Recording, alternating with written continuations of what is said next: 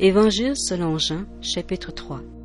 Mais il y eut un homme d'entre les pharisiens, nommé Nicodème, un chef des Juifs, qui vint lui auprès de Jésus de nuit et lui dit, « Rabbi, nous savons que tu es un docteur venu de Dieu, car personne ne peut faire ces miracles que tu fais si Dieu n'est avec lui. » Jésus lui répondit, « en vérité, je te le dis, si un homme n'est né de nouveau, il ne peut voir le royaume de Dieu. » Nicodème lui dit, « Comment un homme peut-il naître quand il est vieux?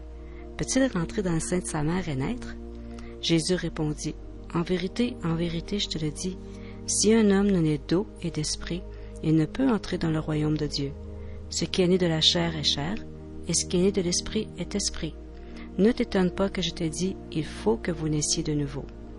Le vent souffle et il veut, et tu entends le bruit, mais tu ne sais d'où il vient ni où il va.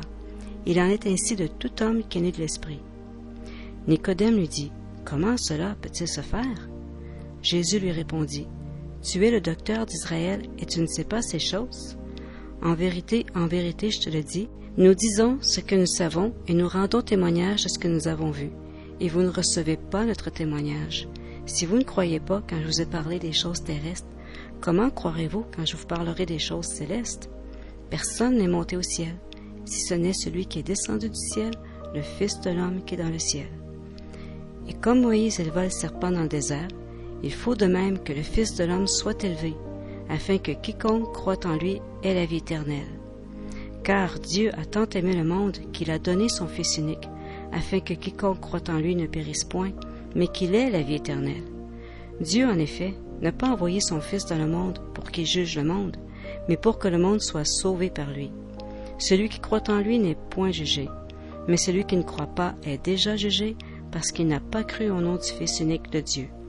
Et ce jugement, c'est que, la lumière étant venue dans le monde, les hommes ont préféré les ténèbres à la lumière, parce que leurs œuvres étaient mauvaises. Car quiconque fait le mal est la lumière, et ne vient point la lumière, de peur que ses œuvres ne soient dévoilées. Mais celui qui agit selon la vérité vient à la lumière, afin que ses œuvres soient manifestées, parce qu'elles sont faites en Dieu. Après cela, Jésus, accompagné de ses disciples, se rendit dans la terre de Judée, et là il demeurait avec eux et il baptisait. Jean aussi baptisait à Hénon, près de Salim, parce qu'il y avait là beaucoup d'eau, et on y venait pour être baptisé. Car Jean n'avait pas encore été mis en prison. Or, il s'éleva de la part des disciples de Jean une dispute avec un Juif touchant la purification. Ils vinrent trouver Jean et lui dire, « Rabbi, celui qui était avec toi au-delà du Jourdain, et à qui tu as rendu témoignage, voici, il baptise et tous vont à lui. » Jean répondit, « Un homme ne peut recevoir que ce qui lui a été donné du ciel. Vous-même êtes témoins que j'ai dit, je ne suis pas le Christ, mais j'ai été envoyé devant lui.